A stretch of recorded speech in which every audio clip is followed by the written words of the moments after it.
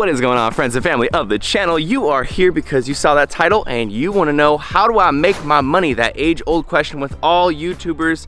How do you make your money? So I am here today to satisfy that interest, that curiosity, but I'm also wanting to kind of give you my investment advice, my ideology on money, kind of go into a lot of different things when it comes to finances, because it's not all about how much you make or how you make it, but it's also about what you do with it once you have. So let's jump into it. Okay, now before I get into an actual chart breaking down how I make my money, I want to just mention I don't necessarily make a mind-blowing amount of money. I'm somewhere around the average for my age range, but I do have the added benefit of doing something that I love, something that I believe in, setting my own schedule, and being able to work from wherever, which for me are all factors that are more important than even double or tripling my income. You may have noticed in some of my videos that I have a fairly old car. It's actually the same car I've driven since I got my license when I was 16, 15. It's a Honda Civic 1996. It's old, dented, beaten up, but it gets me from point A to point B and costs me very little for repair and gas. You may have also noticed that I have some very nice things like a camera stabilizer, some very expensive lenses, a drone, a Sony a7S II, and these things are all very expensive, but also very necessary for the line of work that I've been in.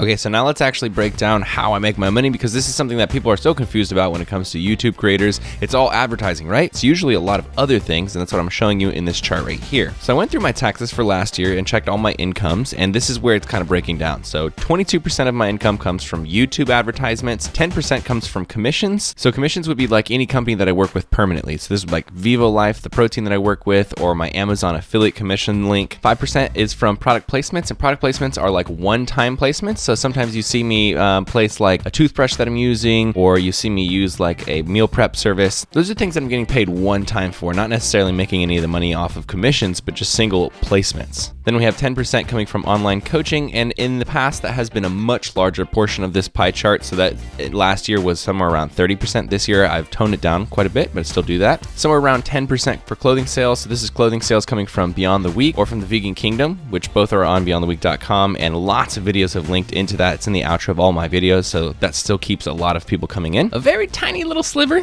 3% from ebooks. So ebooks would be like the Battle Plan, which is a beginner's guidebook to fitness and just health in general that I wrote quite a few years ago, as well as my recipe book, Eat Vegan or Die Trying, that I came out with this year, or last year actually. Then 5% you'll see is other streaming services. So this is like my alternative YouTube channels. I have quite a few. The other biggest one that I have is Team Acne. And then also deals that I have with like Roku and Fire, which are basically just other streaming services that use the same content that I use on YouTube, but for their services, and they give me a very small amount of the money they make off ad revenues. And then you'll see this huge chunk over here that's 35% other, and that probably makes up 30 to 50% depending on what time of year it is. And this is always evolving. So just to give you some examples, there was recently a creator incentive program for a major social media website that I took part in. I sometimes film people's projects as I come from a background of film production. So example, I just did someone's hair product campaign that last week. Sometimes I'll take a paid speaking gig or a project for somebody. I'm involved with lots of different crypto projects, and I rarely say no to something that interests me and can make me some money. So this area is kind of like my freedom space where I can do anything I want to fill this spot. Sometimes it takes a bigger part of my income, and sometimes it takes a smaller part. Okay, so now that I've kind of explained how I make my money, I want to give you two ideologies that I have about money that have definitely shaped how I do things with my finances. The first one is only buy things that you need. Try not to buy things that you want. And when I say need, I mean need to survive or need to be able to create more income. Now, of course, like with all rules, there's always exceptions. So, I mean, every once in a while, I do think that you should treat yourself. I think you should go on a vacation. I think that doing things for yourself does actually create more productivity in the long run. Mostly this is about mindless spending. Never should you just be like, I'm bored, I want to buy something. Never should you just go somewhere because other people are doing it. Go to an event even though it's $500. Things like that are not the way that I think. My second ideology is if you value your time and you have to spend your time to make money still, then you should really, really value your money. And because of this thought process, I'm very frugal. I try not to spend any extra money than I need to. And this is also a reason that when I was 18, I originally set my goal to eventually get to a point where I had completely passive income, meaning that if for some reason I just couldn't do anything tomorrow, then I would still have enough money coming in passively to take care of myself. I'm not completely there yet, but that's still the goal, and that's still a driving factor towards what I'm trying to create.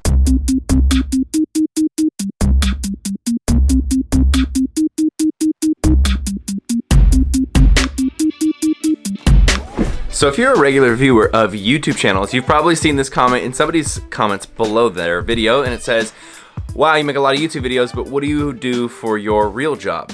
And I just wanted to briefly touch on the fact that no matter what you do, if it's away from the norm, if it's not the traditional path that we've set out for people to go on, then people will tell you that what you're doing is crazy, that you're stupid, or that you need to get a real job, all sorts of stuff like that. I faced that my entire time, like going until I've gotten to this point, and I still face it to this point when I've actually like proved that I can, you know, be independent from this. I just wanted to bring that up to give you encouragement, because you will likely be completely alone or just have one or two other people who actually understand and support you when you're doing something entrepreneurial, but it comes from within. You have to continue pushing forward until it works out. Being able to marry my passions, which are like video making and fitness and learning, as well as my other passion of literally being able to help people, truly getting into people and changing the way that their life is, and being able to make a living off of that while making my own schedule, that's amazing. And so this whole thing has been a huge blessing,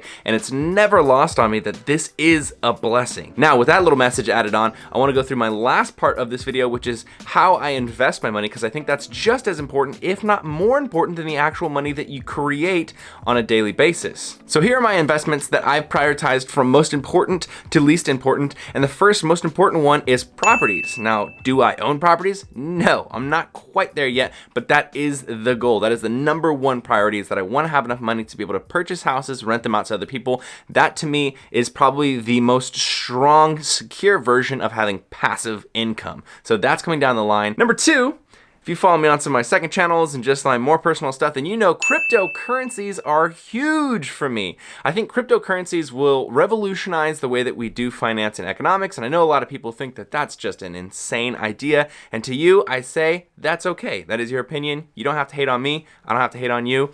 But I personally believe cryptocurrencies are definitely a huge part of the future, and that this is akin to the beginning of the internet starting, when people were like, oh yeah, an internet website, yeah, that'll happen. No one's going to care about that in a few years. And now you can't survive as a business without internet. So I invest a good amount of my free income into cryptocurrencies, specifically Bitcoin. The rest are all from the top 10 coins within the coin marketplace. I do plan to do a finances and investment strategies episode on my podcast, Beyond the Podcast, on iTunes. So keep your eye out for that, and I'll definitely go into more detail with all these investments, especially cryptocurrencies. But for the sake of the video, let's go on. Number three for me is traditional investments, specifically traditional retirements. So for me, that is an SEPIRA. I know this sounds hella boring. When I was 21, I couldn't give a crap about this. I'm 26 now, and I love all this investment stuff.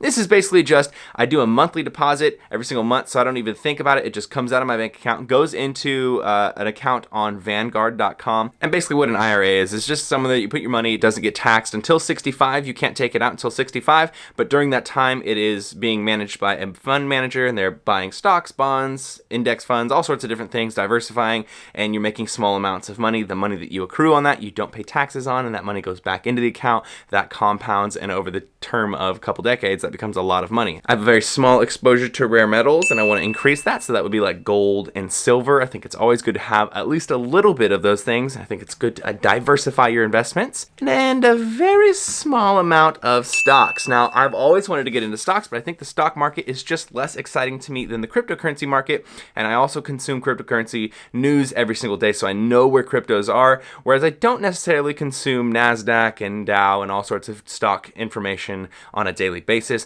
I did want to get into Beyond Meat, but as you guys saw, the IPO was originally supposed to go for $17 a share, and it actually released at $45 a share. So what I'm thinking is, after that IPO hype gets kind of peeled off, I think the stock is going to drop quite a bit, and then that would be where I enter. So somewhere around the 20 to 30, maybe $5 zone, if I do end up buying Beyond Meat. With all that said, keep in mind that I am not your financial advisor, and none of this is investment strategy or advice. This is just me telling you about what I do with my money and how I create my money, because that's really what you came into this video for. So hopefully now you kind of understand that most YouTubers, unless they're ginormous, getting hundreds of thousands or millions of views per video, they are not making enough money off of just the ad revenue. So there are actually probably quite a few things that you don't know about that they are managing to work into their life and their schedule schedule while also making those videos. So like I'm super busy all the time, but I absolutely love everything that I'm doing, as I've said a couple times in this video. So with that being said, I think that's everything. I know people really like these videos, and I definitely do want to keep myself as transparent and open to you guys as possible. Definitely want to share this kind of stuff, especially if it helps encourage you to take your life down the path that you want, even if there isn't necessarily the encouragement around you to do that. I always say, do what makes you happy. As long as it doesn't hurt anybody else, you can do what you want with your life. So do it if that's what's going to make you happy. I think that's it for this video, guys. If you enjoyed this, please give it a big old thumbs up. Let me know what you thought in the comments below. Subscribe if you're not subscribed already. Team Beyond the Week, CT. Lift heavy or die Myron, motherfucker. Team Beyond the Week, CT. Lift heavy